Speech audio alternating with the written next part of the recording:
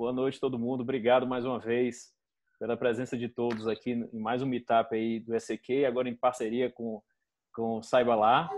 E Alexandre, tudo bem? Eu sou Alexandre Boa noite, tudo Rodrigues. bem? Boa noite a todos. Boa noite, Alexandre. Eu sou Alexandre Rodrigues, do SEQ. Nós somos uma empresa de educação com foco em inovação e tecnologia. E a gente está numa série, temos 3 séries aí, durante 3 terças seguidas de educação. Eu e meu amigo Rodrigo aí estamos juntos aí nessa série, né, Rodrigo? Obrigado aí Exatamente. por idealizar junto aí, de dar ideia e a gente colocar isso para funcionar. E a semana passada a gente teve o Tim aqui falando um pouco sobre a educação, né? Quais são o futuro da educação. E essa semana, né, Rodrigo, a gente tem aí o prazer de estar conosco aí do grande Felipe, do Grupo Saiba Lá, fundador também do Saiba Lá e do Grupo Cerebral. E eu acredito que vai ser uma discussão bem legal, bem rica, sobre neurociência e se pode ajudar ou não a gente resolver esse problema aí na parte educacional. Então, Ó, assim, Alexandre, a gente só sai daqui se ele contar como é que ele faz a mágica de tornar a educação digital, que é tão difícil, em algo palpável e simples de entender. Ele vai ter que eu, contar essa mágica pô, pra A gente. gente tenta. eu já estava falando com ele aqui antes de começar, dizendo, cara, só saímos de lá se você falar isso. É isso aí. Rodrigo, se quiser falar um pouco aí antes do Felipe mandar na sala, porque ele é que manda aqui, viu? A gente só Eu não remedia os mando nada, negócios. só tô aqui para me divertir e para aprender um pouco. Bom, eu vou apresentar, né, para quem ainda não conhece, o Rodrigo Cury. Eu sou responsável por uma área dentro da Brasil Seg, né, que é o braço de seguros do Banco do Brasil. Então, eu sou ligado à inovação e transformação digital e sempre tive vontade de empreender na educação. Isso já está no meu DNA faz muito tempo. E encontrei o Martim e o Felipe da Saiba Lá e a gente está construindo um projeto juntos, um projeto muito bacana de educação digital, né, nesse ambiente que agora todas as instituições foram obrigadas a mudar de uma hora para outra. Algumas souberam mais, outras souberam menos. O Felipe vai contar o porquê disso ter acontecido, né?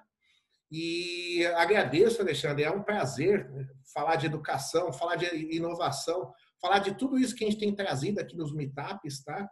E vai ser uma troca de experiências. Aqui a gente está todo mundo para aprender. É o Felipe que vai ter que dar uma aula aqui para a gente hoje. Com certeza, com certeza.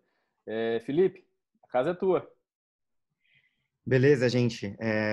Primeiro, assim, agradeço muito esse espaço para estar aqui com vocês. É muito legal poder contar um pouquinho da nossa trajetória, do que a gente tem feito, como a gente tem pensado educação e como a gente tem tentado contribuir de alguma forma, né? Para contextualizar um pouquinho, eu comecei a trabalhar com educação fazem mais ou menos 7 anos. A gente fundou a Saiba Lá com a cabeça de que, puxa, aprender online é uma coisa chata, é uma coisa difícil, é uma coisa muito pouco acessível pelo seu formato, né? Quando a gente começou lá atrás, a gente pensava, puxa, como você não consegue passar 5 segundos no tutorial de YouTube, mas você passa madrugadas no Netflix querendo ver o que vai acontecer no próximo episódio daquela série? Como que isso te envolve tanto ao longo desse processo, né? E será que não dá para a gente tentar trazer essa mesma lógica para a educação? Então, foi com um pouco dessa cabeça que a gente começou a montar. Claro, muito evoluiu de lá para cá. A Saiba Lá foi mudando em diversos aspectos. A gente começou a fazer esse trabalho trazendo muito da carga cinematográfica, do cinema documental, do storytelling, para construir as nossas jornadas de aprendizado. Com o tempo, isso acabou chamando um pouco a atenção da indústria. A gente acabou fazendo muitos projetos com SPM, montamos uma escola pan-americana, montamos uma casa do saber online. Fizemos um trabalho no ano passado com o Ministério da Fazenda para construir uma grade duas grades na verdade, uma que era para ensinar pessoas a investir em tesouro direto e outra para ensinar todas as prefeituras do Brasil o conceito sobre equilíbrio fiscal. E conforme tudo isso foi evoluindo, foi todo esse conceito, né, essa nossa abordagem da educação online foi evoluindo com o passar do tempo, a nossa preocupação também com o formato, com como construir cada vez experiências de aprendizado mais relevantes, mais bem feitas, mais bem construídas, foi se tornando algo muito importante para a gente. Com isso em mente, né, eu fiz uma pós-graduação em neurociência aplicada à educação, e muito disso fui conseguindo aplicar no nosso dia a dia hoje para construir os produtos que a gente faz agora. Eu vou tentar não ser muito técnico, não ficar muito tempo na parte técnica, mas é legal a gente pelo menos tentar estar no mesmo patamar, na mesma linha básica sobre neurociência, para depois a gente poder trazer a discussão para a inovação. A ideia é ser um papo bem tranquilo, bem aberto. Se vocês quiserem me parar a hora que vocês quiserem, fica totalmente à vontade. Se ficar muito complicado, se ficar muito técnico, você me para, a gente muda a conversa, não tem problema nenhum, tá? Mas vamos lá. Que são algumas coisas legais da gente alinhar ou da gente entender quando a gente Felipe, fala? Oi. eu quero saber o seguinte, a neurociência vai mudar a educação, ajudar ou não? É essa pergunta que a gente... Bom, a gente pode começar respondendo a Conta, pergunta, eu conta posso os deixar a segredos. resposta para o Não, final. Mas eu vou dar desenvolve a uma ideia. dica. A gente quer saber do início. O que você fez aí? Qual é a sua fórmula? Olha, eu posso dar uma dica da visão que a gente tem hoje, principalmente quando você olha para a neurociência e para a experiência de aprendizado, para essa resposta é sim e não, como tudo na vida, né? A neurociência, ela vai trazer em muitos aspectos um olhar, uma forma de você enxergar a educação, uma forma de você enxergar a experiência de aprendizado. Ela não vai te trazer uma fórmula fechada com você tem que fazer A mais B mais C, isso vai dar certo. A gente vai com isso tentar entender como que o cérebro aprende, como que as pessoas reagem quando elas estão aprendendo alguma coisa, quais são as dores que envolvem isso, por que algumas coisas são mais fáceis, umas mais difíceis, como que a nossa cabeça funciona nesse processo, como que a gente pode emular alguns outros estímulos para então tornar a experiência de aprendizado mais fácil, mais eficiente, mais prazerosa. É muito disso que vem. Ela não vai dar uma solução, mas muito do olhar para a compreensão da educação ela vai trazer. Show, maravilha. Mas Maravilha. vamos lá. Mas conta teu segredo aí. Eu quero ouvir teu segredo, como o Rodrigo falou, né? Vamos lá, para a gente entender um pouquinho, né, sobre como que funciona o aprendizado na cabeça do ser humano, como que a pessoa aprende. Se a gente voltar lá para aquelas aulas que vocês provavelmente tinham na aula de ciências, quando a gente estava no ensino fundamental 2, a gente pensa em do que é feito o nosso sistema nervoso. Tem o nosso sistema nervoso central, nosso sistema nervoso periférico. O sistema nervoso central é cérebro e medula espinhal. Vamos pensar no processo de aprendizado. Tem 3 figuras principais que a gente tem que pensar, ou pelo menos entender. A primeira delas é entender um neurônio. O neurônio, ele é a estrutura básica de processamento, né? Tudo começa por ali. O neurônio processa, transmite e recebe todas as informações que passam pelo nosso cérebro. A gente tem 86 bilhões de neurônios, cada um. A segunda parte importante de entender são as sinapses. A sinapse nada mais é do que a informação, a conexão que é feita entre um neurônio e outro. Quando você está aprendendo alguma coisa, quando você está fazendo alguma coisa nova, você está passando uma informação entre um neurônio e outro. Essa informação é a sinapse. Cada neurônio pode fazer quase que 10 mil sinapses. Então, você está falando assim, eu tenho 86 bilhões de neurônios. Cada um pode fazer 10 mil sinapses. Você tem uma possibilidade aí de quase que 1 quadrilhão de coisas que você poderia fazer, poderia aprender, poderia executar. Se você for pensar no final das contas, sendo assim, super simplista, o que é o aprendizado? O aprendizado, ele nada mais do ponto de vista neurocientífico, a consolidação de uma sinapse, a consolidação de uma conexão. Sempre que você está aprendendo alguma coisa, que você está fazendo alguma coisa, que você está consolidando essa sinapse, esse caminho que está ligando 2 neurônios. Essa é uma das partes mais assim básicas e fundamentais para a gente poder começar a nossa conversa. Tem muitos neuromitos que a gente fala, né? Muitos mitos que envolvem todo esse processo quando a gente fala de cérebro. Tem pessoa que fala assim, putz, igual a gente vê nos filmes, né? A gente só usa 10% do nosso cérebro. Aí você fica pensando, puxa, eu tenho 1 quadrilhão de possibilidades de conexões para fazer e eu tenho um cérebro que eu só posso acessar 10% disso, ou 1 quadrilhão são os 10%. Tem muitos mitos desse que a gente pode ir discutindo ao longo dessa conversa. O que eu já posso deixar aqui de pronto é que não, o seu cérebro, você não usa só 10% da capacidade do seu cérebro, você usa 100% da capacidade dele. Seu cérebro é perfeito, você como indivíduo, do ponto de vista científico, é perfeito, e nada é feito para você usar só 10% e não conseguir andar mais. Mas, bom, vamos lá, voltando para o tema. Você O processo de aprendizado se dá, então, consolidando sinapses. Como que você consolida uma sinapse, né? Eu fiz uma coisa uma vez e essa sinapse está pronta? Não. Você vai aprendendo uma coisa e a melhor forma e a forma mais eficiente de você consolidar uma sinapse é através da revisita, você revisitando essa conexão, revisitando essa sinapse. Aí você está falando, puta, Felipe, eu vim aqui numa live às 9 da noite, numa terça-feira, para você falar para mim que você aprende, que o ser humano aprende por repetição. O ser humano aprende muito por repetição. Só que, vamos ser honestos, é muito mais, muito além do que isso, né? A gente aprende por estímulos. Somos indivíduos multissensoriais. Não adianta você pegar aquela mesma, como acontece numa sala de aula, pegar aquela mesmo exercício, aquela mesma tarefa e puxar você para ir repetindo ela 10.000 vezes, do mesmo jeito que você vai consolidar essa sinapse. Puta, isso não vai acontecer. A gente tem que começar a olhar ou tentar olhar um mesmo estímulo, a consolidação de uma mesma conexão através de estímulos diferentes. Como que eu posso, vamos dar um exemplo? A gente faz muito isso quando a gente vai construir, né, os cursos online. Vamos supor que a gente está fazendo um curso um tempo atrás, né, a gente pensou num curso sobre 7 pecados capitais. Por alguma razão, alguém queria dar um curso sobre isso.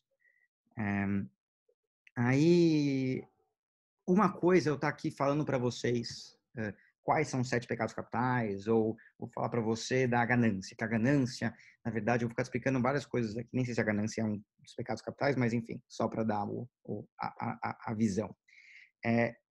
O que a gente começou a pensar é como que a gente pode reforçar esse conceito, reforçar esse estímulo através de outros sentidos. Então, enquanto você teve nesse produto um narrador que está explicando os conceitos da ganância, a gente focou bem a câmera num prato de salada. Uma salada assim, você olha, ela parece que está super apetitosa, tomate super bem cortado, palmito, aquela salada do jeito que você mais gosta. E aí vem a pessoa e pega um azeite e começa devagarzinho a temperar essa salada, enquanto você está falando, o seu narrador está contando tudo sobre a ganância. Ele vai falando, e aquele azeite é derrubado enquanto da salada, enquanto ele vai falando, e o azeite continua sendo derrubado, e de repente você olha, e aquela salada toda que estava super bonita virou uma sopa de azeite, com alguns tomates boiando ali dentro. E aí você começa a fazer o paralelo de, puxa, a ganância, ela pode ser boa quando ela vem em baixas proporções, que nenhum azeite tempera uma salada.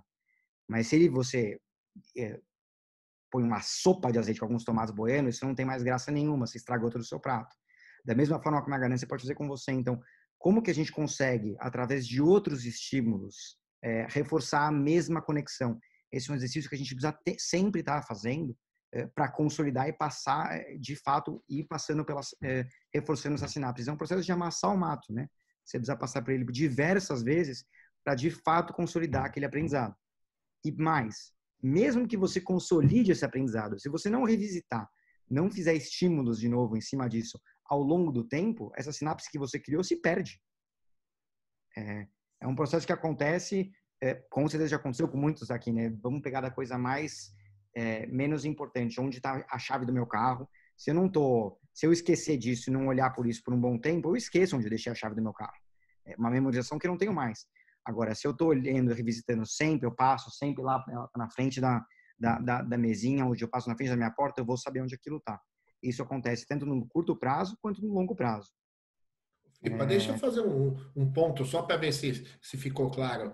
Então, além, acho que do estímulo, da produção, do produto em si, né, que você oferece, ainda tem uma relação com o momento daquela pessoa.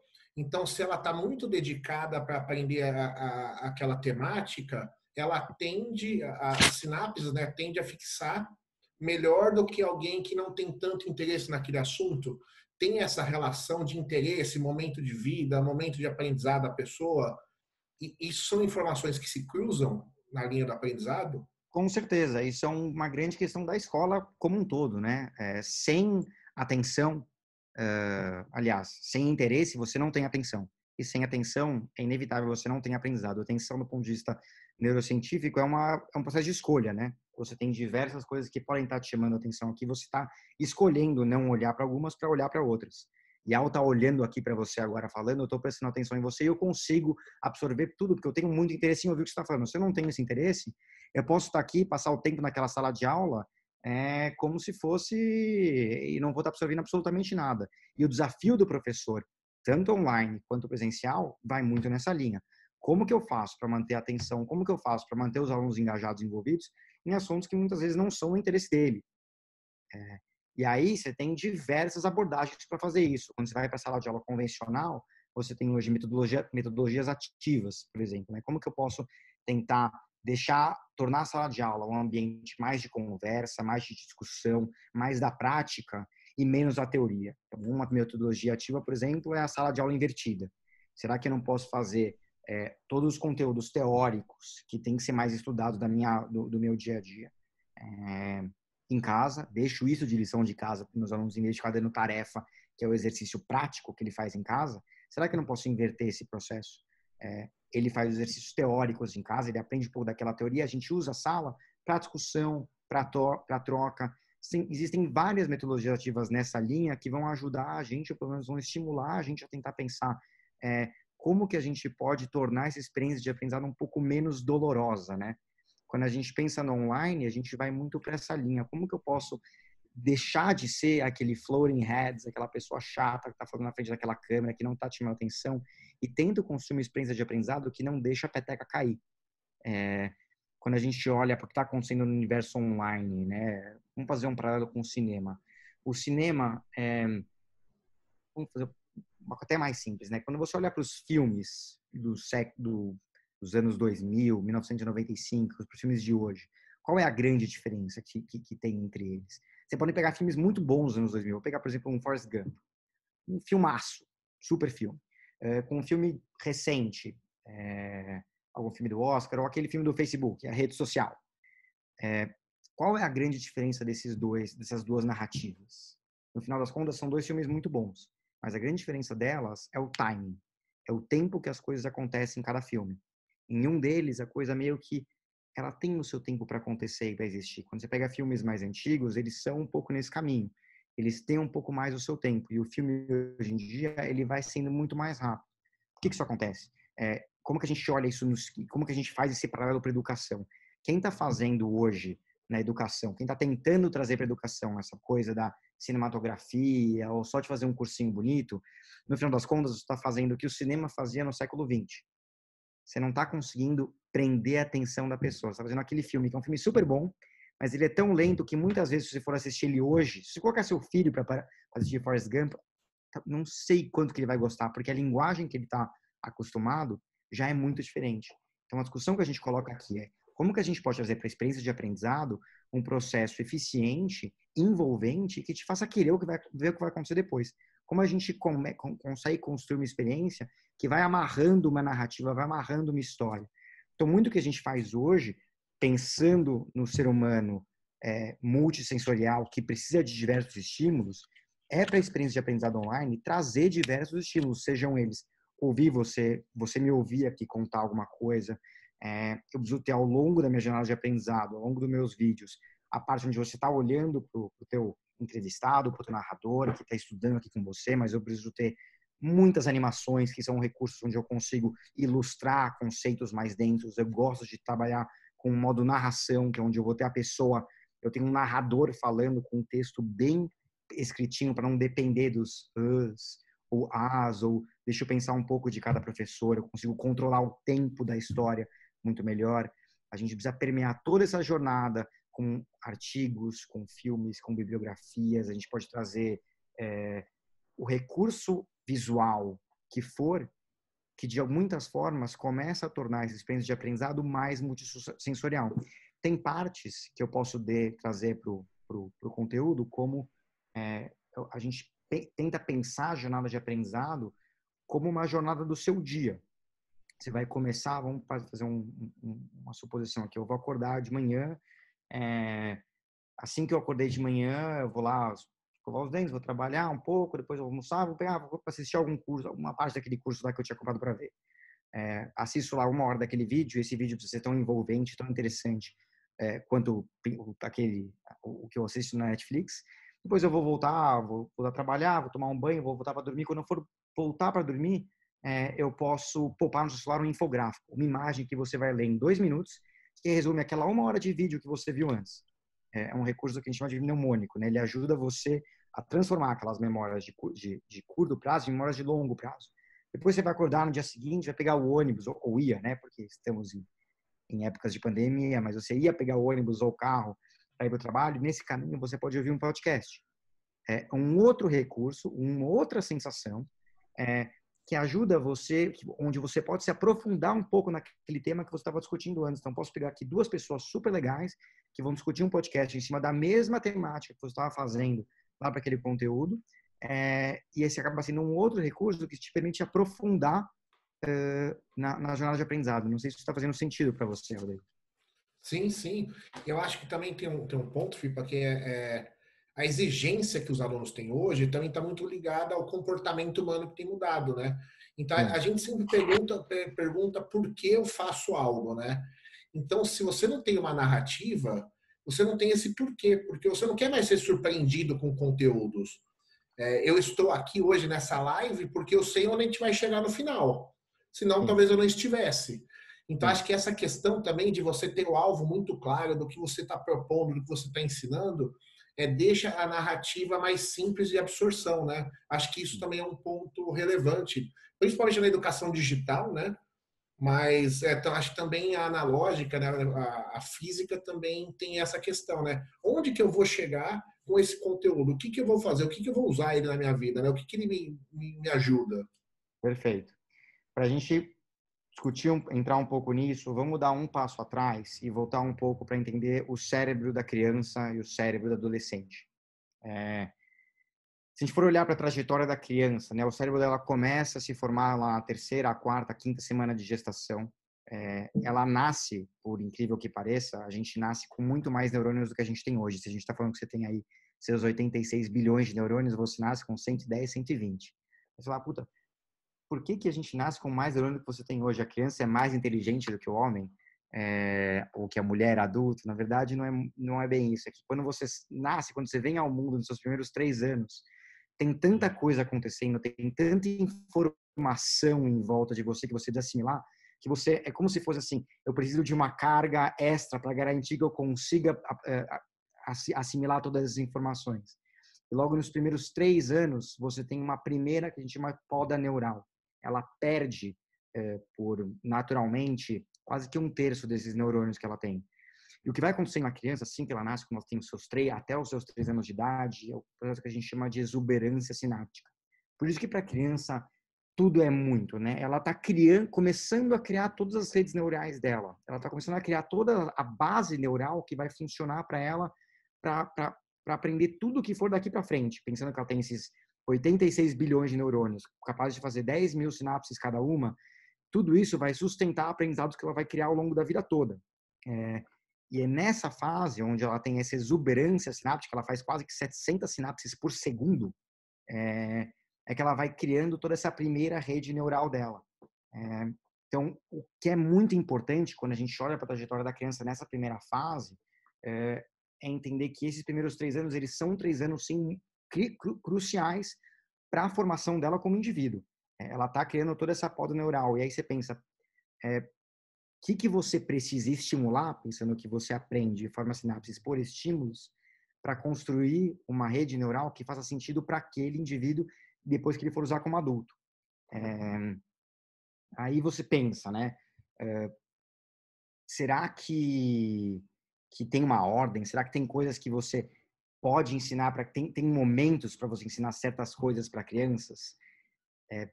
Tem. Você não pode ensinar o que você quiser, ou quer dizer, você não deveria ensinar o que você quiser a hora que você quiser. Você pode. Mas basicamente o que o cérebro começa a fazer, isso começa assim que a criança nasce e vai até os 30 anos, ele começa a amadurecer. E conforme ele amadurece, você vai sendo capaz de fazer coisas que você não era capaz de fazer antes. Muitas escolas, por exemplo, e aí vai muito na linha que você estava falando, Rodrigo, muitas escolas começam a trazer a alfabetização de crianças já com 5 anos de idade. Você pode tentar alfabetizar uma criança com 5 anos de idade? Pode. Ela vai aprender? Vai. Vai ser mais difícil e vai ser bem mais doloroso. Por quê? A parte do cérebro, ou as partes do cérebro, que são responsáveis pela escrita, não estão maduras e formadas até os 7 anos de idade. Então, você pega escolas com metodologias ou construtivistas, como a escola Waldorf.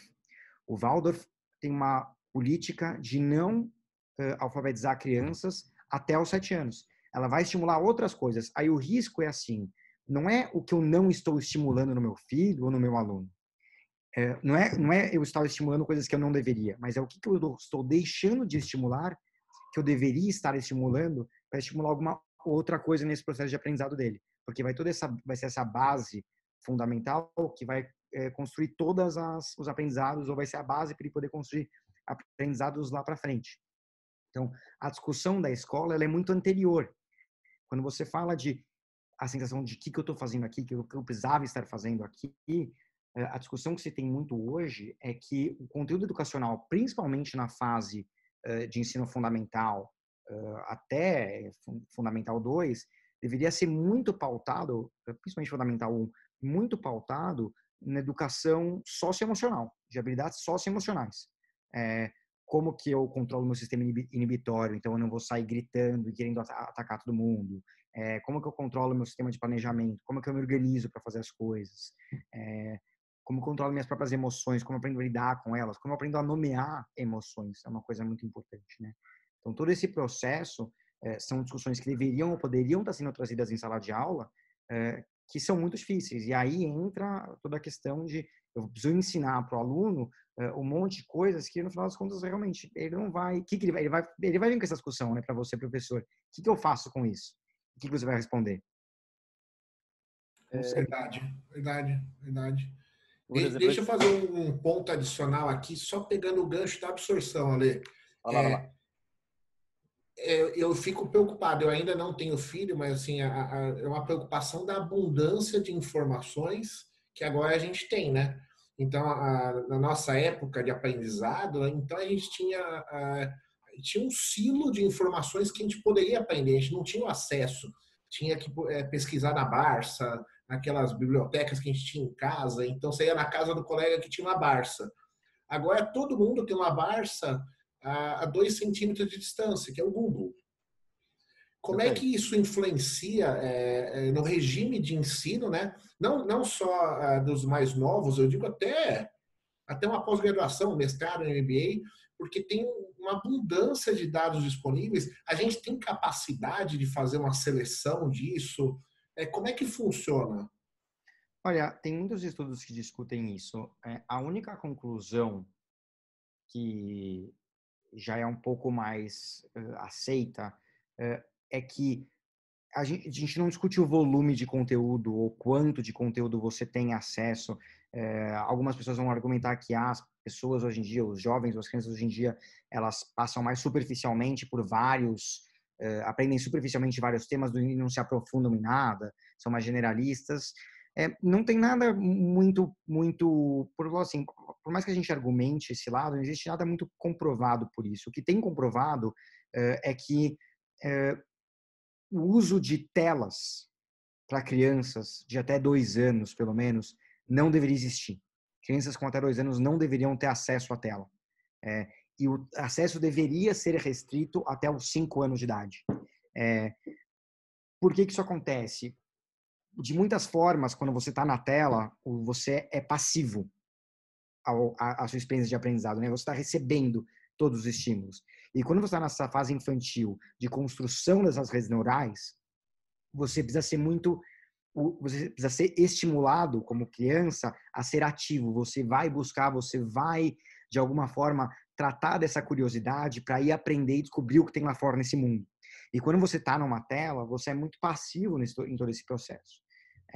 Então, a discussão que tem é a criança, a conclusão que se tem hoje é que as crianças não deveriam ter influência de telas em mão até os seus 2 anos de idade, muito reduzido até os 5. justamente por isso. Mas o volume de informação que se tem, no final das contas, é como você usa, né? É como você enxerga, é como você traz tudo isso para o seu dia a dia. Você ia falar alguma coisa, Alexandre? Não, eu ia só adicionar, Felipe, o seguinte, que só para as pessoas, para a gente fechar assim um pouco um bloco, né, já, do que você falou até agora, a gente poderia entender, então, a neurociência é o seguinte: a educação o que seria educação? É uma forma da gente aprender, né? A gente vai aprendendo, a gente vai melhorando, a gente vai fazendo essa melhoria do aprendizado com a educação.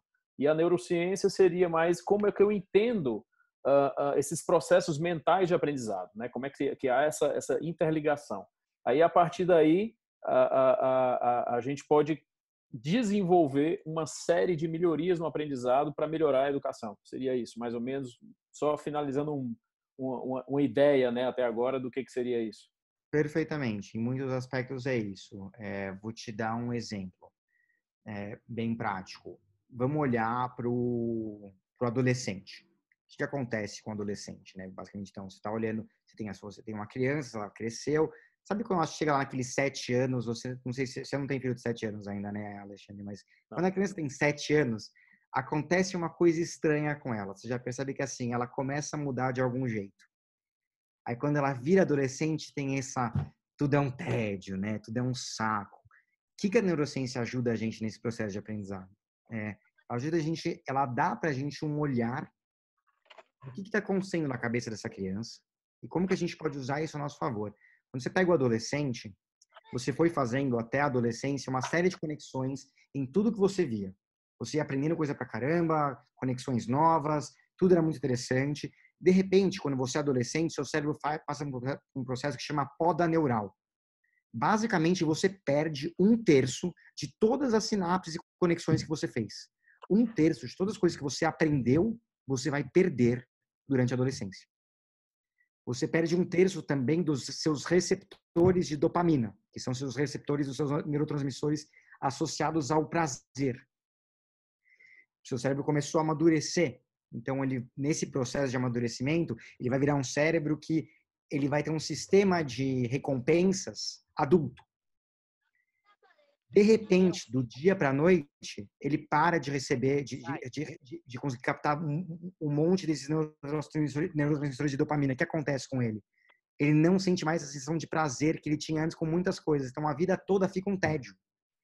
Imagina você estar lá, tendo que aprender tendo na sala de aula, tendo que lidar com os dia a dia, um monte de adulto que às vezes não entende o que você está dizendo, ou não está querendo entender você, e você tenta olhar para o cérebro daquela criança, o que está acontecendo na cabeça daquela criança, e ela está perdendo de um dia para a noite 1/3 de todos os aprendizados que ela teve. Por que isso acontece? É como uma árvore, né? Uma poda, como numa árvore mesmo.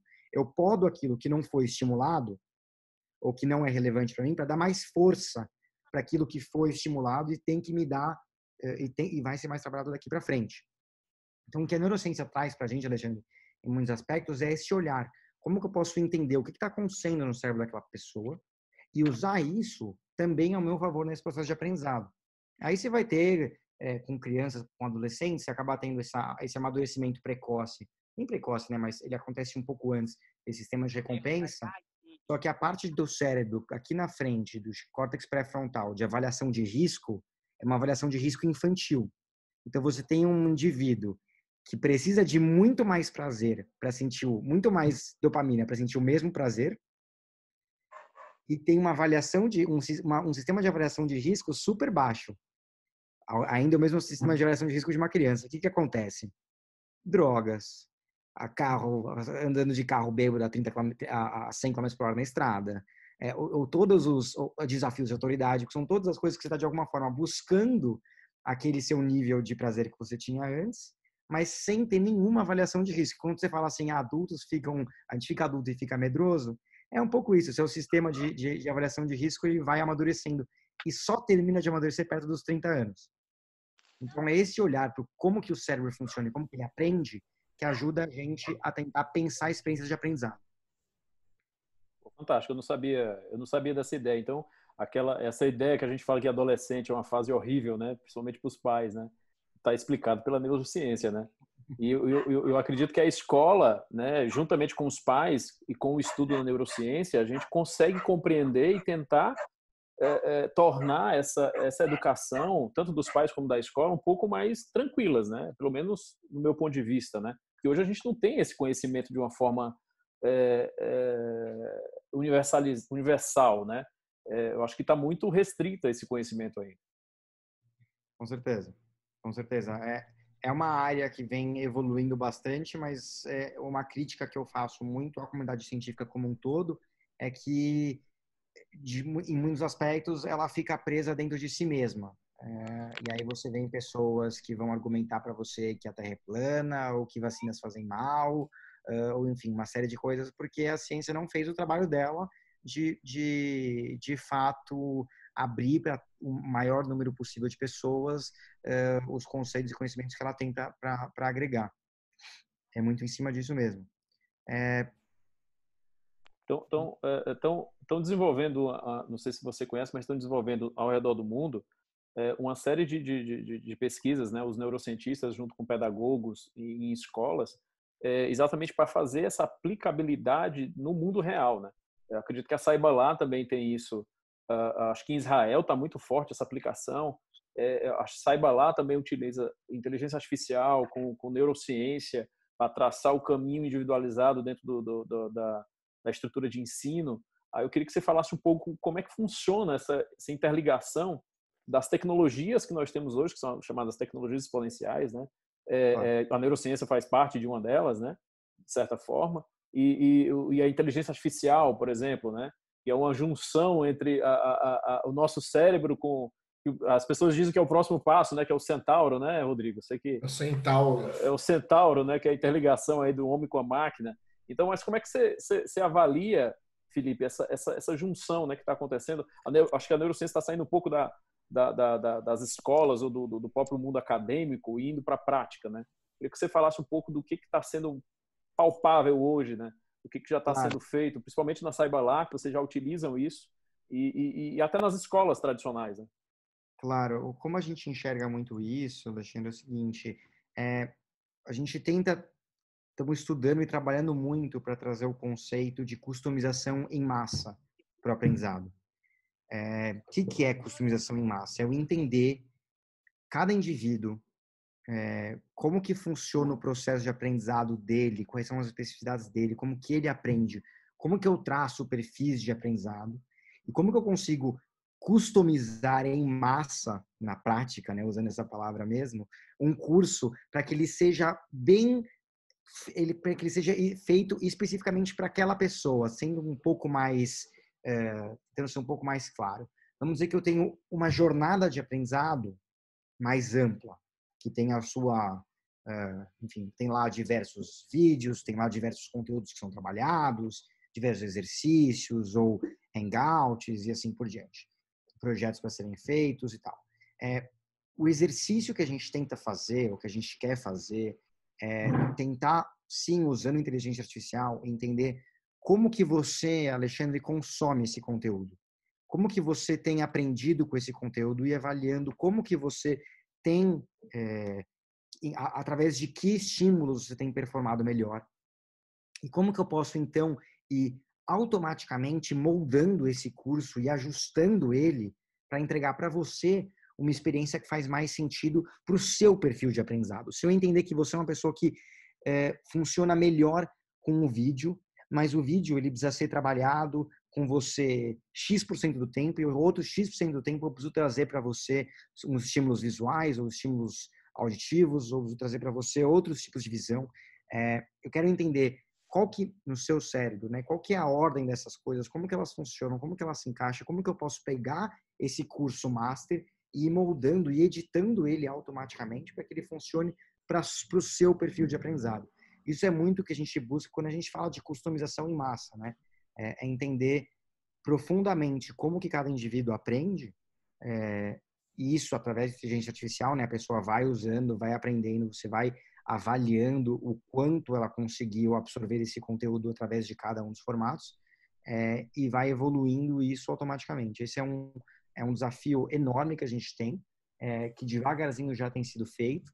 A gente já conversou com algumas pessoas, a gente conhece várias pessoas que estão trabalhando nesse sentido, algumas estão mais avançadas, algumas estão menos, mas assim, é o que a gente consegue pensar como o grande futuro da educação, tanto presencial quanto online, né? O personalizar, porque em muitos aspectos a educação ela foi o modelo de educação que a gente existe hoje, ele nasceu da Revolução Industrial, né?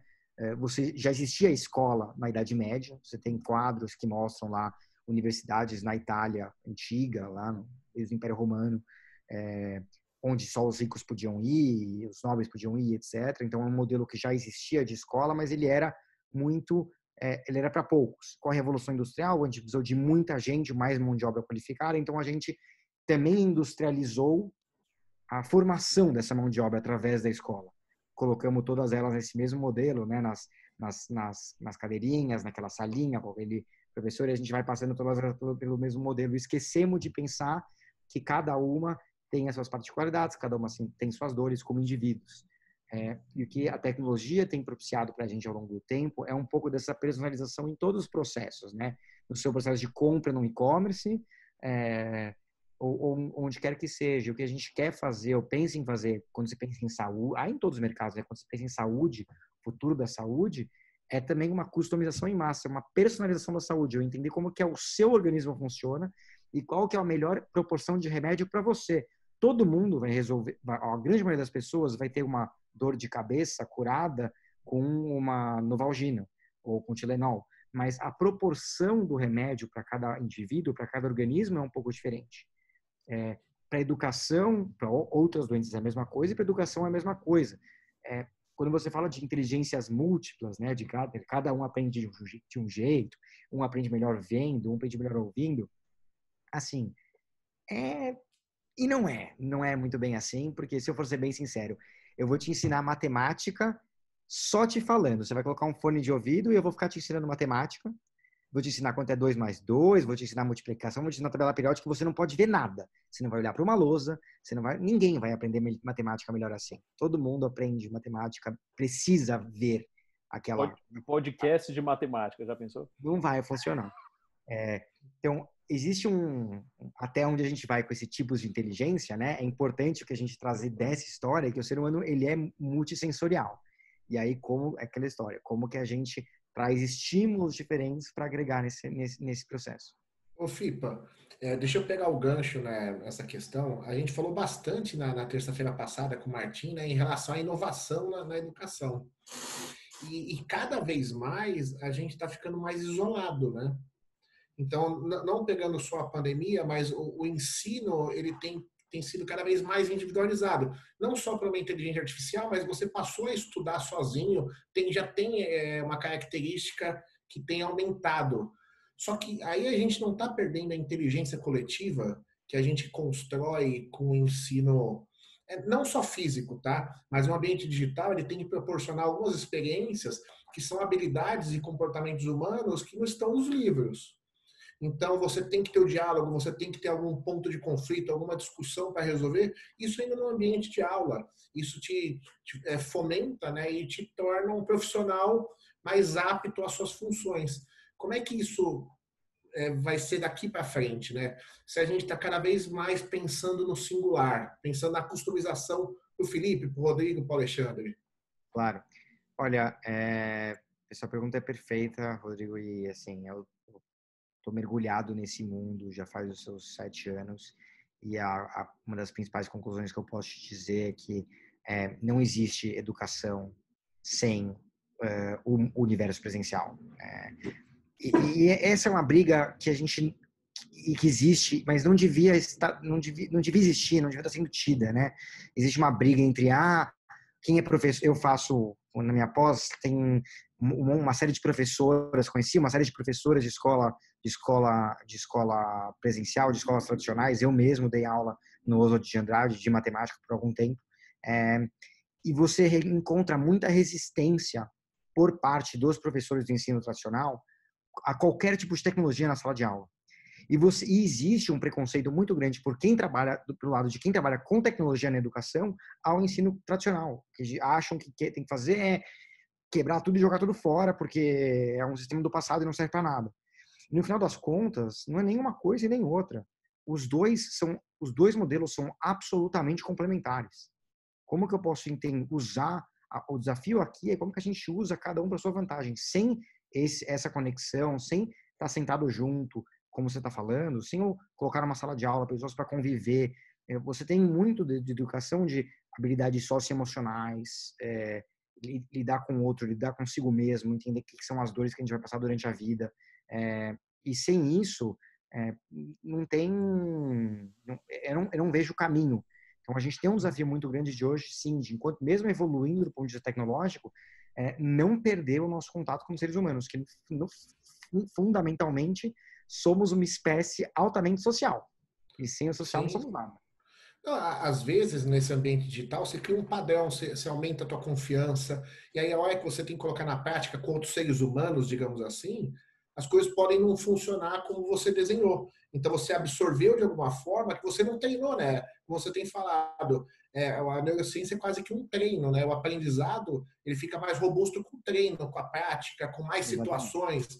É o machine learning, né? É o aprendizado de máquina. Então, quanto mais você ensina, mais ela aprende. Ela acerta e erra, mas uma hora ela vai ficando cada vez mais inteligente. Então, se não tiver esses conflitos do dia a dia, né, que a gente passou na nossa infância, no nosso crescimento, digamos assim, a formação profissional, eu acho que perde muito. Eu concordo totalmente com você, assim, não tenho nem... Acho que esse vai ser um dos grandes desafios que a gente vai ter daqui para frente, principalmente no mundo onde o distanciamento social está sendo uma coisa super presente, né? Tá. Alguém tem alguma pergunta por Felipe? Então, vamos lá. Fiquem à vontade para fazer, para entrar com vídeo, para fazer no chat. A gente está à disposição. Opa, saiu um aqui, viu, Felipe? Nas escolas transformadoras, a Marli, obrigado, Marli. Nas escolas transformadoras, busca-se aliar a tecnologia ao aprendizado, observando as características das crianças. Eu não sei se é pergunta ou se é uma afirmação, mas enfim, se você puder comentar um pouco. Eu acho que eu vou uma afirmação. Eu posso dizer não posso dizer de todas, eu posso dizer de quais eu trabalhei, né, Marli? Você está falando, os professores buscam sempre associar o conhecimento. Olha, a experiência que eu tive ela dos dois lados. Eu tive bastante do ponto de vista da tecnologia e da educação, e bastante em sala de aula. Você tem diversos perfis de professores, né? Diversos perfis de escolas. Algumas sim querem e estão super interessadas e imersas no desafio de usar da tecnologia como uma ferramenta, né? Não olhar para ela como um inimigo e trazer ela assim como uma ferramenta de aprendizado, assim como a neurociência também pode ser uma ferramenta para aprendizado, né? Um olhar para entender como que aquela pessoa aprende, ou o que está acontecendo na cabeça dela naquele momento. Mas, infelizmente, assim, nas escolas que eu passei, era uma minoria hoje, né? Era uma quase minoria dos professores que, de fato, tinham a liberdade ou até o interesse para buscar tecnologias que estavam na ponta do que estavam acontecendo no mundo da educação. Você pode usar algumas coisas básicas, você pode usar algumas coisas assim, mas eram poucas que estavam de fato trazendo tudo buscando novos caminhos, tentando fazer alguma coisa de fato diferente. Tem algumas que têm muito valor. Se você tiver algumas para me conhecer, putz, seria muito legal. Eu adoraria conhecer. Eu tenho uma pergunta aqui antes de só replicar. A Marli replicou. É verdade, a maior resistência é quanto aos mecanismos de controle, né? Todo mundo tem que ser controlado, né? Muito por parte dos próprios coordenadores e diretores, acaba sendo difícil você implementar várias coisas na escola. O próprio MEC acaba inviabilizando muitas das tecnologias que a gente poderia implementar. Mas ainda assim tem alguns trabalhos muito legais. Ela está dizendo que em Manaus tem um caso desse. Fantástico, né? Tem uma pergunta aqui, Alexandre, da Michele, né? Tem a Jâmica. Desculpe, Jâmica, se eu não falei seu nome correto. A Michelle, acho que ela está aqui antes, olha. Você comentou sobre Israel. Qual foi o papel da educação para o país se tornar Startup Nation? Aqui, acho que fala do livro, né? E qual o tipo de educação preponderante naquele país? Israel, eu comentei não sei se foi para mim ou para o Felipe, mas o que eu comentei de Israel é uma atividade que está sendo feita lá com cientistas de neurociência, com algumas escolas, alguns pedagogos, e que está sendo utilizada para melhorar a educação de lá. Já há um tempo, né, está sendo feita essa prática lá. Agora, a fundo, realmente, como se desenvolve, como é estruturada a educação em Israel, realmente eu não tenho esse conhecimento. Eu só sei realmente dessa prática da neurociência para melhorar a parte da educação, principalmente fundamental e do ensino médio, né? Foi feito exatamente para fazer isso. Eu não sei se o Felipe sabe alguma coisa que está acontecendo em Israel, mas... Do ponto de vista de educação, não muito, mas na visão geral de Israel como um todo, Israel sempre tem sido, né, um país é, sempre na luta do que está mais do que existe mais de avançado do ponto de vista científico e tecnológico. A gente tem que deixar nesse sentido, assim, eu bato muito nessa tecla, deixar de lado muitas das nossas crenças para olhar e tentar se questionar do ponto de vista científico, né? A metodologia científica é muito bonita por causa disso. Tudo pode ser questionado, nenhuma verdade é imutável, tudo pode ser mudado. Você tinha até poucos anos atrás, tinha-se certeza que o átomo era a menor estrutura possível de existir no planeta, até a gente explodir o átomo e ver que tinham várias coisas lá dentro. Acreditava-se há muitos anos que a Terra girava em torno do Sol, que o Sol girava em torno da Terra. Enfim, tem vários conceitos que foram evoluindo e que a ciência foi aprendendo e falando, não, aqui estamos errados, aqui estamos certos. E uma coisa que Israel sempre fez muito foi essa busca incessante, incansável, pelo que a ciência pode trazer de mais avançado para o país como um todo. Então, quando você olha para a educação, eu imagino, eu não sei, mas eu imagino que o caminho tenha sido semelhante. Por isso que eu imagino que vira muito essa coisa de Startup Nation, por ser um país que está sempre olhando para o que a ciência está trazendo de inovação. Perfeito. Só antes da última pergunta, da próxima pergunta aqui, Alexandre, pegando esse gancho do Startup Nation, né? Acho que Israel se tornou, está na vanguarda de tecnologia e inovação pela dificuldade que passou, diversas influências foram os precedentes. Isso pode acontecer agora na educação, né? Então, a educação que antes ela seguia a passos muito lentos, a evolução da educação a passos lentos, agora talvez essa dificuldade trazida com a pandemia pode ter sido o gatilho de uma transformação na educação. Até uma pergunta da Michelle, né? Que assim, não, da Michelle... Da Sandra. Da Sandra, mas tem uma outra pergunta aqui, a questão dos indicadores. Eu acho que eu perdi aqui. Aqui, a Jâmica, né? A Michelle, você fez a da Michelle, a Jâmica também fez uma pergunta que foi como utilizar a neurociência nas avaliações de aprendizagem. Já foi respondido, acho que não, né? No atual contexto da pandemia. Olha, vou ser bem honesto com você, Jâmica. Essa é uma pergunta de R$1 milhão.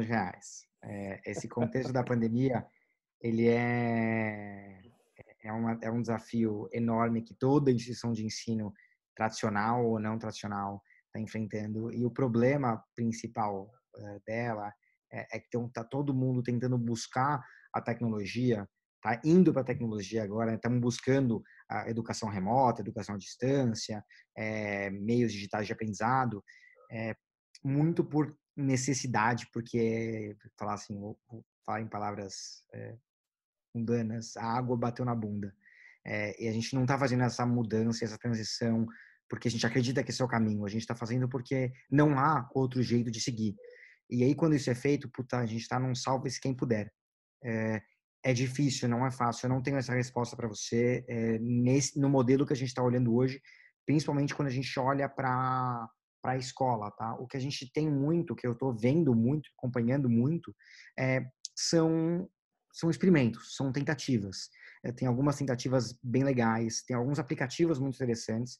onde você consegue colocar os alunos meio que na prática para fazer algumas coisas, para fazer alguns exercícios enquanto você acompanha. Eu consigo separar alguns alunos em grupos e fomentar discussões em grupos separados. Imagina aqui que a gente está num grupo de 35, 38 pessoas.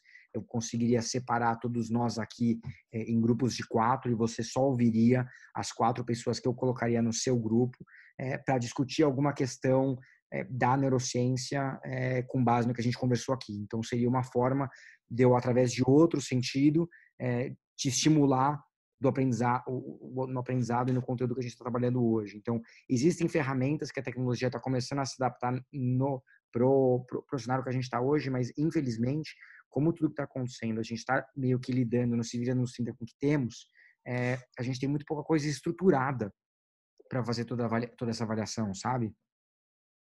Ou seja, tem muito campo para produzir muita coisa aí, né? Tem muito Muito. gap para muita coisa aí, né? Alô? Sim, Sim, né? Tem muito, o gap é enorme aí. Vou ler perfeito. aqui a pergunta da Sandra. Vamos lá. Rodrigo, a pergunta da Sandra. A Sandra está perguntando que a melhor forma de aprender é a repetição. Como fazer isso com a quantidade de conteúdo que nós temos hoje no Brasil, né? Que o Brasil, o MEC, contempla, e se a gente tem um vestibular, né? Um sistema de vestibular que exige que a gente tenha todo esse conhecimento, né? Ou pelo menos que pegue toda essa carga. Na verdade, você não vai aprender, né? Você vai ter que assimilar para fazer o vestibular e depois é igual Perfeito. adolescente, né? Você vai perder quase metade do conhecimento aí, né? Que você não Ok. teve.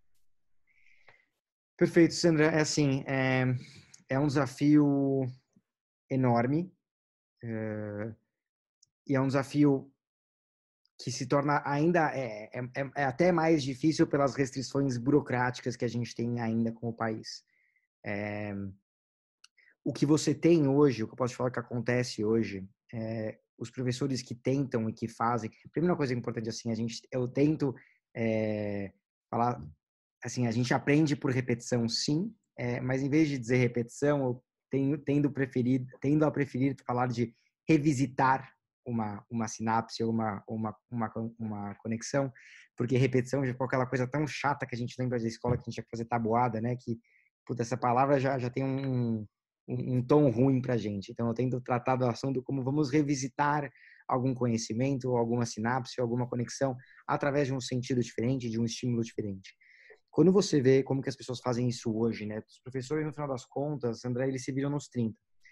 Eu vejo muito professor, muito, que volta para casa à noite, grava vídeo, se vira, pega o seu próprio celular e grava um vídeo explicando todo o conteúdo, manda o vídeo para a turma aprender o conteúdo teórico e fazer uma sala de aula invertida para ele poder contar o conteúdo de uma forma, poder trazer a solução prática em sala de aula. Eu vejo muito professor tentando fazer projetos de metodologias ativas, como você pode fazer troca por estações, então eu monto estações diferentes, vamos discutir neurociência. Eu vou estar numa sala de aula, eu vou montar, ou aqui mesmo, né? A gente está aqui num grupo de pessoas, eu vou montar 4 estações diferentes que vão discutir temas distintos. Então, uma primeira estação vai discutir, vai fazer um exercício sobre neurociência na fase infantil, a segunda na fase adolescente, a terceira vai pensar em novas dinâmicas de trazer estímulos para mesmos aprendizados e assim por diante. Então, eu vou rotacionar essas equipes, esses grupos de pessoas através desses momentos diferentes, né, desses exercícios diferentes. Eu vou pensar em diversas formas, né, de tentar trabalhar com isso, mas é muito um se vira nos 30, assim. Eu vou trabalhar em cima do mesmo conteúdo que é necessário para a grade, para o vestibular, ou que é necessário pela regulamentação do MEC no Brasil, mas eu vou tentar trazer para eles uma visão diferente. Por exemplo, isso é uma das coisas mais legais. A gente fala assim, você aprende revisitando, mas existem formas, do ponto de vista da neurociência, de você hackear a velocidade com que você absorve um conhecimento e consolida uma sinapse. Tem algumas coisas que você pode fazer. 2 são básicas e fundamentais. Você precisa comer bem, fazer exercício, e você precisa dormir. São 2. Mas a terceira é um truque bem interessante, que é você trazer a emoção para o processo de aprendizado. Isso, assim, é neurocientificamente comprovado. E se eu fazer um exercício com você agora e falar assim, puxa, me fala o que você almoçou há uma semana atrás. Vai ser muito difícil você lembrar. Eu não sei se você tem filho, mas se você tem, eu tenho certeza que você lembra do dia que seu filho nasceu. E que você nunca vai esquecer isso. Eu, por exemplo, eu lembro até hoje, quando eu tinha 10 anos, eu lembro que quando eu tinha 10 anos eu pesava 18 quilos. E sabe o que eu lembro que quando eu tinha 10 anos eu pesava 18 quilos? Porque eu estava na sala de aula, e aí a professora falou assim, agora vamos todo mundo falar aí, se pesar e falar para a sala quanto pesa. Eu não sei por que a gente fazia isso. E todo mundo era todo mundo era, enfim, eu era super baixinho, super magrinho. E quando eu vi que eu pesava 18 quilos, a sala inteira saiu rindo de mim. Isso mexeu muito comigo, foi emocionalmente muito traumatizante. E foi tão intenso que eu nunca esqueci desse dia. Assim como eu imagino, então, que você nunca esqueceu do dia do nascimento de nenhum dos seus 3 filhos. Porque a emoção é um fator fundamental para a consolidação do processo de aprendizado. Ajuda muito você consolidar uma sinapse, consolidar um processo. Então, quando a gente pensa em como que a gente pode se virar nos 30 com o volume de conteúdo que a gente tem, a gente tenta trazer muito disso também, né? Como que a gente pode tentar tornar esse processo de aprendizado um pouco mais emocionante, um pouco mais envolvente. A gente traz isso para a educação online, quando a gente pensa a construção de um curso, como que eu posso construir uma narrativa que vai te envolvendo ao longo desse processo de aprendizado, e você quer saber o que vai acontecer depois, porque, puxa, isso vai te emocionando, você vai vendo histórias legais, você vai vendo pessoas legais, e você vai, então, consolidando essa sinapse. E para uma sala de aula convencional, como que eu posso, de algumas formas, pensar a criação de aulas e de dinâmicas que eu não fique naquele negócio chato e que eu consiga trazer algumas características de emoção para esse processo de aprendizado. Fica um pouco da visão. Pô, o Tim trouxe na semana passada um exemplo, eu não recordo agora de quem foi o exemplo, mas ele trouxe um exemplo de que foi feito acho que foi na FEBEM, eu não sei, não recordo bem onde foi feito. Teve um professor, né, que é português, Rodrigo, se lembrar do nome aí do professor, me ajude. Foi num reformatório, que ele pegou 10 Reformatório, né? alunos, né? Isso. E é um escritor, ou é um educador português, né, que tem uma linha de pensamento. Ele foi nesse reformatório, pegou os 3 piores alunos e disse assim, os 3 piores alunos que tinham um centro em comum, que era o quê? Eles gostavam de passarinhos, né? Exato. E aí eles foram construir um viveiro, né, para botar esses passarinhos. Uma gaiola, um viveiro. E aí, durante esse processo de construção, ele entrou o seguinte, ok, vamos construir. Agora, para a gente comprar as madeiras, tudo isso aqui, quanto é que custa? Qual vai ser o tamanho desse negócio? Ah, é metro quadrado. Ok, vamos ensinar agora o que é metro quadrado. Quanto é que custa? Vamos ensinar custos. E, enfim, dentro desse processo, parece que foi mapeado 44 matérias de aprendizado até você construir o viveiro. Então, aquelas crianças aprenderam se divertindo para construir algo que elas estavam focando que era emocionante ou emocional para elas, né? E perfeito. Todo o processo ficou emocional, né? É mais ou menos isso. A Luciana lembrou aqui, é professor Pacheco. Pronto, professor Pacheco. Então, eu acho que é mais ou menos isso que você está falando, né, Felipe? Exatamente, é muito disso. E esse é o grande desafio, usando as palavras da Marli aqui, que ela colocou no último comentário, que é perfeito. O desafio é esse, é criar um encadeamento lógico e criativo que mobiliza o grupo, possibilitando sempre ressignificar o processo. Palavras perfeitas. Como que eu posso... Como exercício que o professor vai fazer constantemente é esse, né? Como que eu posso montar esse encadeamento, contar essa história para envolver meus alunos ao longo do meu processo de aprendizado, tornar essa experiência interessante, tornar essa experiência envolvente. Eu tenho um desafio que é trabalhar um conteúdo que é chato, que em muitos aspectos não deveria, ou deveria ser trabalhado de uma forma muito diferente. Tem algumas coisas que mudaram, né? A BNCC, que é a Base Nacional Comum Curricular, aprovada, ela, principalmente quando você olha para o ensino fundamental 1, né? Ensino mais básico, ela vem batendo muito na tecla das habilidades socioemocionais, competências socioemocionais, que é uma coisa interessante. A gente começa a sair um pouco do conteudismo puro e vai para habilidades que permitam que a gente aprenda qualquer coisa daqui para frente. Mas é um desafio sem fim, uma profissão digna e complexa. Já falei pro Rodrigo ele largar esse negócio de banco já. Educação, Rodrigo. Tô pensando. Deixa eu Mas colocar um ponto para o fim, Alexandre. pode. Deixa eu só dizer que a pergunta da Maria Ilma, viu, Maria, foi respondida, eu acho que com essa questão, né? Ela faz pedagogia totalmente à distância e sinto uma grande dificuldade para manter rotina. E entendo que a parte dos dissidentes que não conseguem prestar atenção. Eu acho que essa questão agora que a gente falou, né, da escola da Ponte, eu acho que responde aí. Sim. Mas assim, entendo nesse ponto da Maria Vilma agora, que é interessante falar, e assim, a gente diz, quando a gente fala de tecnologia, que a culpa nunca é do usuário. Se você está tendo alguma dificuldade de se adaptar a essa rotina, a culpa não é sua. A culpa é da tecnologia que deveria estar mais bem estruturada e preparada para atender a sua necessidade. Então, um desafio que a gente tenta olhar quando a gente tem construído experiências de aprendizado é muito essa. Como que, quando a gente fala de inteligência artificial, de customização em massa do aprendizado, ele vai muito além de só perfis de aprendizado ou como cada pessoa aprende. Ela vai muito para entender também a sua rotina, o seu dia.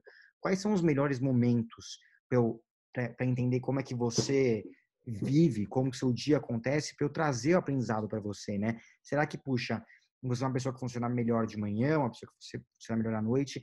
Que hora será que você vai no banheiro que eu posso popar lá um infográfico no seu celular porque você não está fazendo nada lá e em vez de ler uma revista, você ouvir uma coisa no teu celular, você vai ver um infográfico que resume aquela aula que você viu antes. Como que eu posso me adaptar à sua rotina e entregar o aprendizado para você nos melhores momentos para você, em vez de você se adaptar à rotina da educação? O problema da escola, em muitos aspectos, é esse, né? Ela é um modelo industrial e que força com que todos os alunos tenham que se adaptar à caixinha dela. E aí muitos alunos não se adaptam a este modelo. Enquanto na teoria, na prática, né, deveria ser o oposto. A escola deveria conseguir ser capaz de se adaptar às necessidades de cada aluno. Então, assim, se você sente essa dor, eu queria dizer que eu compreendo o que você está dizendo, mas a culpa não é sua. A culpa é do sistema, da tecnologia que não está bem desenvolvida e trabalhada para atender a sua necessidade. Perfeito. Rodrigo, contigo aí. Ô, Fipa, eu vou dar uma complicada aqui para você, tá? Eu vou trazer agora um pouquinho para a educação profissional. Beleza. E aí a gente tem dois caminhos de escolha. O caminho comum tradicional, né, que a gente tem de pós, MBA, mestrado, né? Eu faço mestrado, a gente conversa bastante sobre isso. E a gente tem esse segundo caminho que tem aparecido, que é essa educação em pílulas, né? Então, tem uma comparação muito grande hoje. Então, quando eu olho ali como executivo de uma área, quando eu vou escolher um curso, eu já tendo a escolher pacotes menores que se adaptam à necessidade momentânea da minha corporação. Então, eu não compro mais pacotes para os colaboradores que são aprendizados de vida, aqueles aprendizados mais distantes. Eu compro necessidades momentâneas.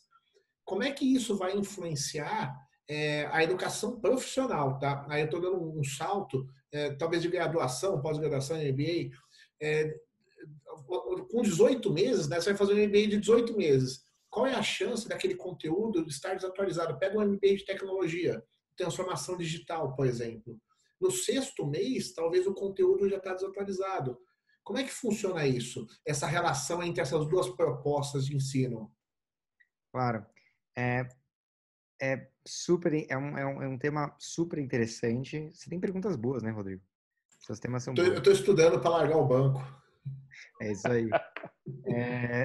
Basicamente, eu enxergo isso da seguinte, quer dizer, a gente vê esse movimento acontecendo da seguinte forma. Quando você olha para grandes empresas de tecnologia, Google, Facebook, Apple, é, essas empresas, muitas vezes, elas estão deixando de pedir ou de demandar que os seus novos candidatos, tenham uma graduação convencional feita. Você não precisa ser formado, você não precisa ser graduado para trabalhar numa empresa de alto nível, que nem uma Apple ou uma Amazon. Num cenário como esse, o que ela está enxergando? Ela está dizendo assim, puxa, se eu olho para a escola, o que acontece com a escola tradicionalmente? A escola, no final das contas, ela tem que preparar um indivíduo para a vida em sociedade e para a vida profissional. Quando a gente fala de faculdade, ela prepara muito para a vida profissional, né? Toda a faculdade, graduação, pós-graduação e etc. Mas, historicamente, a faculdade, a instituição de ensino está sempre alguns passos atrás do que o mercado está.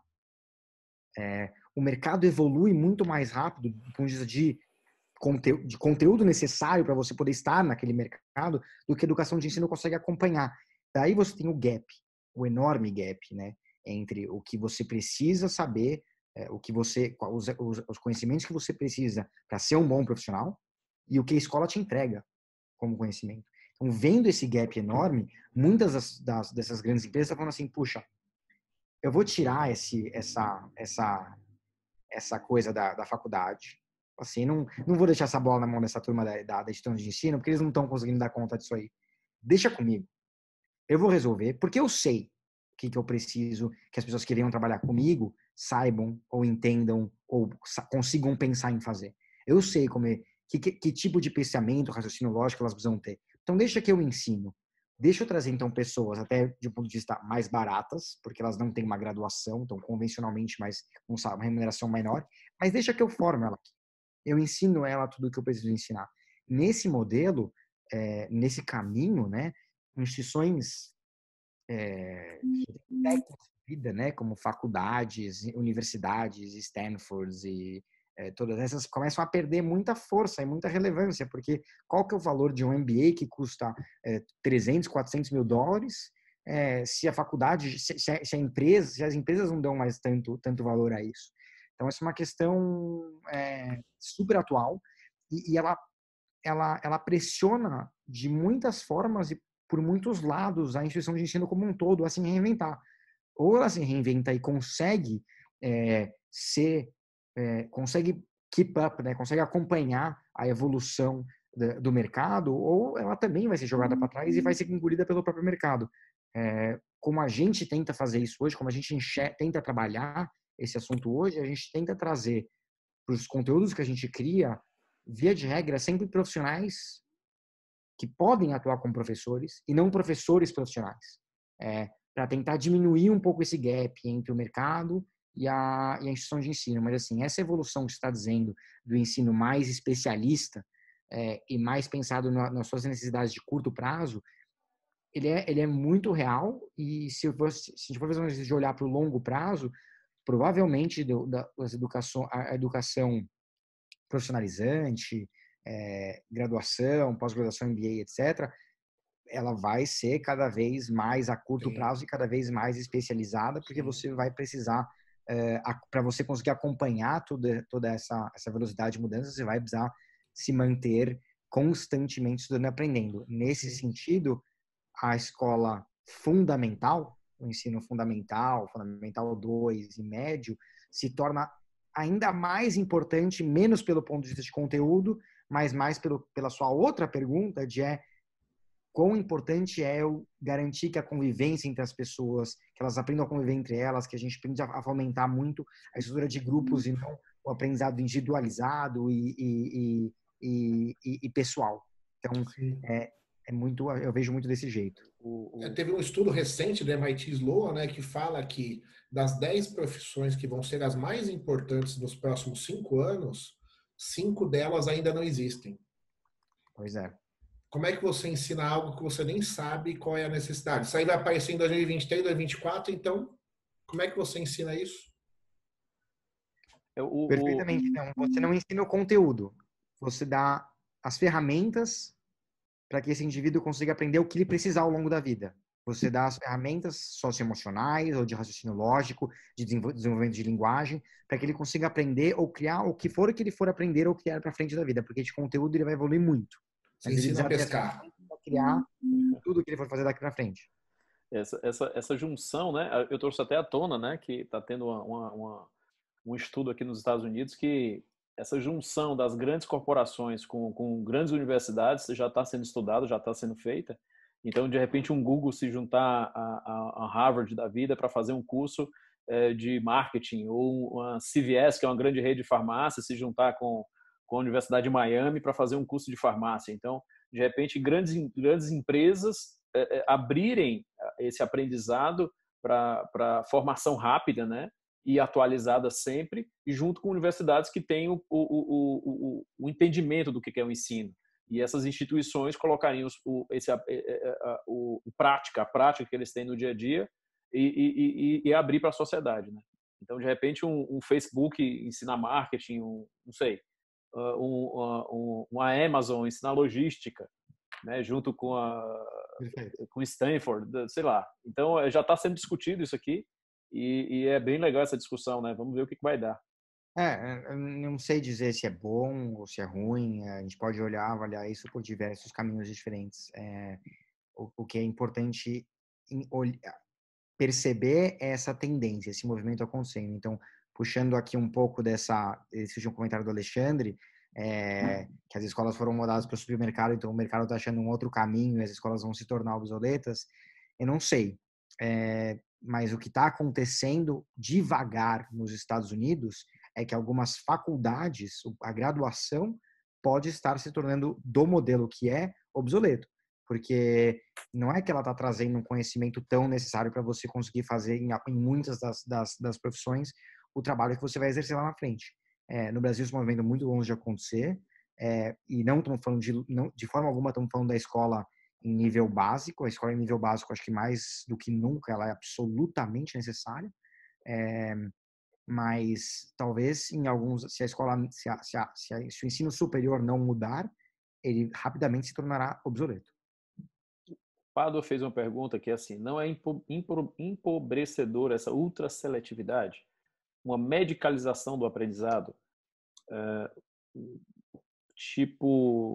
Eu acho que eu não sei se vai ao encontro do que a gente falou na semana passada, Rodrigo, que foi a questão se o público não entrar com recurso para democratizar isso, né? Eu acho que vai ficar essa questão de tecnologia, inovação, essas escolas novas com neurociência, eu acho que vai ficar realmente muito ultra seletivo, né? No final das contas, o que a gente foi isso, né, Rodrigo? Acho que foi isso. A gente questionou a democratização do bom ensino, né? E a desmonetização, né? Porque a tecnologia, ela permite que você escale conteúdos, que é um pouco dessa abundância que a gente tem. Mas aí você também escala conteúdos numa qualidade baixa.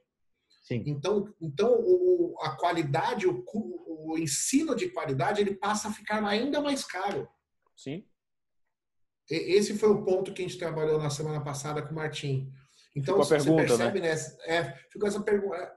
Abre-se um gap ainda maior do que você tem hoje. Porque quando você desmonetizar e democratizar esse ensino básico, digamos assim, para a maior parte da população, qual é a garantia que a gente tem que ele seja de qualidade? Então, aí você tem diversos impactos marginais. Então, essas pessoas não estão aptas no mercado de trabalho. Essa ultra-seletividade, imagina o Google formando os seus profissionais. Então, se você não se formar no Google, você não pode trabalhar no Google. Isso vai acontecer cada vez mais. Sim. Em muitos aspectos, assim, eu acho que é uma realidade que é super possível de acontecer. Em muitos aspectos, quando você olha para empresas como o Google, o que elas estão buscando, falando dessa ultra seletividade, né? Se as pessoas ficam muito especialistas em um assunto específico e não conseguem olhar o todo. O que se discute como grande profissional do futuro é o que a gente chama de T-shaped person, né? A pessoa em formato de T. A gente brinca aqui fazendo um desenho totalmente esdrúxulo para mostrar, mas é realmente um T.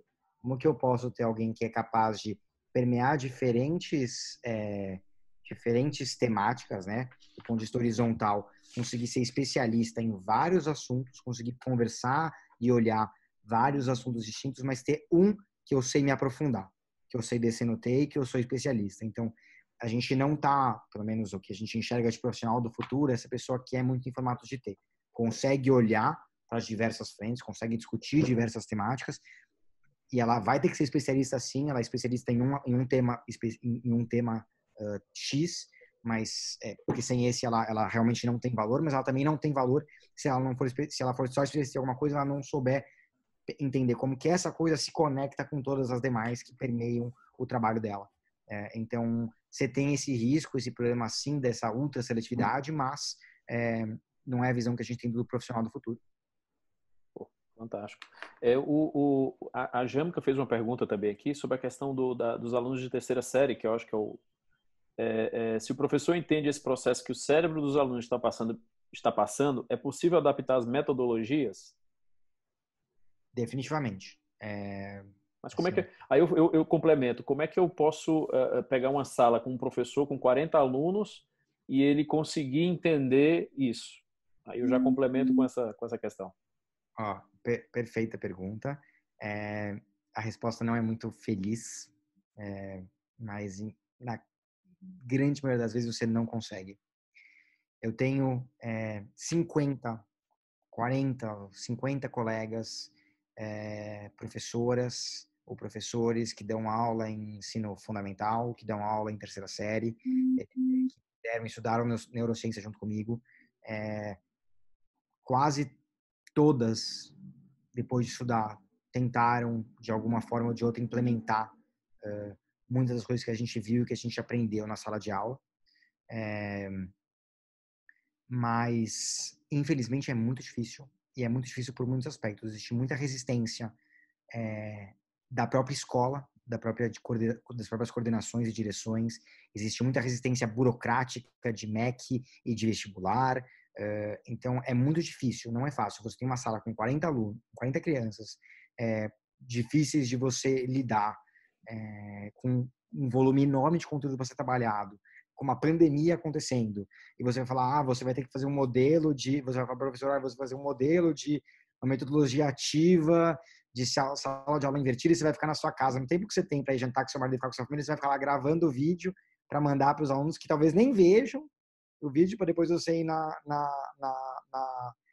conseguir discutir, trazer a discussão prática na sala de aula. Puxa, infelizmente, é muito difícil. Existe sim diversas metodologias que você pode implementar e que e você pode trazer formas diferentes de reforçar estímulos e conexões para a sala de aula, mas via de regra é difícil implementar. O professor tem dificuldade de implementar.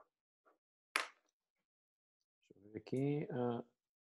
Eu acredito que o Alexandre Vargas fez uma outra pergunta que a gente também não respondeu. A escola no atual conceito está entrando em xeque? Olha, eu diria que a escola no atual conceito está em xeque já há um bom tempo. E se ela não mudar, vira mate. Mate não o chá, vira cheque mate.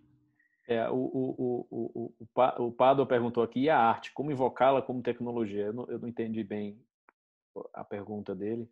Como invocá-la como tecnologia? Se ele puder nos ajudar aqui um pouco, especificando um pouco mais a pergunta, seria ótimo.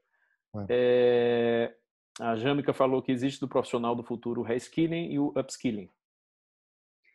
Que é muito em cima do que o Rodrigo trouxe, né? Como que como a gente vai estamos entrando numa dinâmica e num dia a dia onde você sempre está precisando, onde o aprendizado ele é menos essa coisa de longo prazos, mas são várias coisas que você vai precisando aprender ao longo da carreira para ir se atualizando, para ir evoluindo, e se tornando um profissional mais eficiente, mais preparado, né? É isso aí. É um desafio em tanto, né, Felipe, Rodrigo? Eu acho que a gente supriu aqui, eu acho que a Marli fez uma outra observação. Na graduação, esse é o dilema, especialista ou generalista, né? Agregue o desafio da inclusão entre esses 40, né? Eu não sei o que ela... seria a inclusão desses 40 não entendi aqui a pergunta dela ou a afirmação. Mas, enfim. Eu acho que basicamente que a gente respondeu tudo, né, Felipe? Você deu o caminho das águas aí, não? Fala um pouquinho então, para a gente finalizar um pouquinho da Saiba Lá, né? Eu acho que os cursos, né, principalmente a metodologia individualizada, eu acho que seria interessante, né, a gente saber um pouco, né? Que é o que você forma o seu próprio caminho, né? Vocês têm isso lá, né? Claro, o que a gente tem buscado desenvolver, e aí tem um projeto específico que a gente tem feito junto com o Rodrigo, vai muito nessa linha, como que a gente pode criar experiências de aprendizado nos seus mais diversos âmbitos. A gente acaba trabalhando muito com temas como inovação, como criatividade, como design, branding, como a própria temática da pedagogia em si. E a gente pode criar, como que a gente cria, então, experiências de aprendizado que podem ser envolventes, que podem ser emocionantes, que podem, de alguma forma, facilitar a tua absorção de conteúdo como aluno, né? Aprender sempre vai ser naturalmente um processo doloroso e não vai deixar de ser, porque se você for olhar do ponto de vista animal, o seu cérebro ele quer estar em repouso o tempo todo, ele não quer estar fazendo exercício, né? É mais gostoso você é melhor você salvar energia do que você gastar energia. Então, quando você gasta energia para vender alguma coisa, é um processo doloroso. Mas como que a gente pode, de alguma forma, tornar esse processo mais prazeroso, mais leve de ser feito e mais adequado e adaptado ao seu formato, ao seu perfil de ensino, ao seu perfil de aprendizado, às suas necessidades de aprendizado, né? Então, é muito isso que a gente vem buscando, desenvolver produtos sempre com profissionais do mercado que são profissionais de alto nível, que estão na ponta dos mercados onde eles atuam, como que a gente pode, através deles, diminuir esse gap que existe entre a educação tradicional, entre a instituição de ensino e o mercado de trabalho. Então, vem muito nessa linha. Acho que fantástico. Poucas palavras é isso. Pô, maravilha, maravilha. Rodrigão, quer deixar uma última mensagem aí? Antes de levantar acampamento, né? O Felipe ainda vai ter a voz dele aí.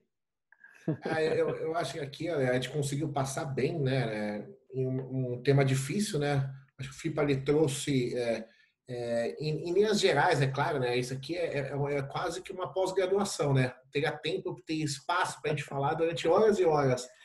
Acho que o ponto principal é a mudança. E a neurociência, ela vem para ser mais uma ferramenta que vai auxiliar nessa mudança, conhecendo, trilhando o caminho, permitindo que o aprendizado esteja adequado a esse novo comportamento. Eu acho que o grande ponto aqui é que, além da pandemia, tá, a educação já precisava ter começado a sua inovação lá atrás, né? Agora ela começou de forma abrupta, e é o que a gente tem visto. Eu, no mestrado, às vezes tem uma aula às 8 da manhã de quantum computing, assim, não faz sentido algum. Você não vai aprender, não faz sentido.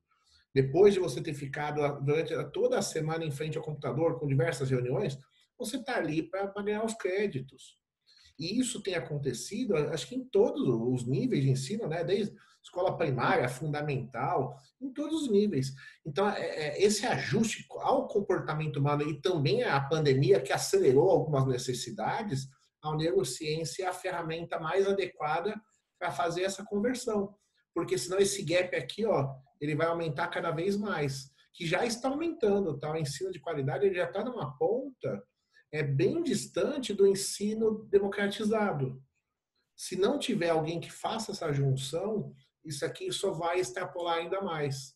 Mas acho que a gente atingiu o objetivo mais uma vez, viu, Ale? Nota 10. Que maravilha, fico feliz, viu? Felipe, quer falar mais alguma coisa aí? Olha, quero agradecer a oportunidade, o espaço e fechar com a mesma reflexão do começo. A neurociência, em muitos aspectos, o que ela vai trazer, o que ela traz para a gente, o que ela traz para a educação é um olhar. Ela não vai ter uma metodologia, uma forma que você vai seguir, uma forma de feijão com arroz, que você vai resolver todos os problemas e todo mundo vai aprender da melhor forma possível. O que ela vai te dar é um olhar. Você tentar entender o que está acontecendo na cabeça daquele outro indivíduo, você vai ter um pouco de empatia com o momento que ele está passando, ou que ela está passando, e como que eu posso, então, adaptar e entender como que ele aprende, adaptar as minhas dinâmicas de aprendizado para o perfil dele. Fica essa a grande reflexão, mais um olhar do que a metodologia em si, porque metodologias a gente vai encontrar de monte. Pô, fantástico. Rodrigo, acho que a gente atingiu sim o objetivo, né? Pelo menos dentro do tempo, né, que a gente se prontificou a fazer aqui. Acho que a gente respondeu muitas perguntas, a gente abriu um pouco mais esse leque, né? E eu agrego até a essa discussão e que além das pílulas, né, que você falou que as pessoas vão ter que ter mais rápidas, esse lifelong learning, as pessoas têm que agregar as funções ou as formações delas, outras formações. Acho que isso é muito importante, né? Até para, um educador tem que entender um pouco sobre, se for o caso, sobre inteligência artificial ou sobre neurociência, né? Tem que estudar isso, tem que agregar, tem que juntar esse conhecimento, né? Então, acho que isso é muito importante. Pô, obrigado, Felipe, né? E pelo teu tempo, né? Pelo teu conhecimento e pela tua simpatia aí de ter cedido aí esse tempo aí pra gente, né? Pô, Rodrigo, mais uma vez, brigadão aí pela tua parceria, né, de estar Obrigado aí a com a você. gente, cara. E a gente ter discutido um tema muito importante, que é essa parte da educação. Na próxima semana a gente tem mais, né? Próxima semana a gente tem mais aí uma discussãozinha boa também. E espero que a gente cumpra novamente com o nosso objetivo de passar um pouco sobre essa parte de educação, de conhecer um pouco mais nessa educação agregada às tecnologias. Obrigado a todo mundo que participou, que ficou até aqui com a gente, até agora com a gente, né? E até a próxima semana. Esperamos todos na próxima semana. Todos, é isso aí. Obrigado, viu? Até mais, pessoal. Tchau, Obrigado. tchau, Tchau, tchau. pessoal.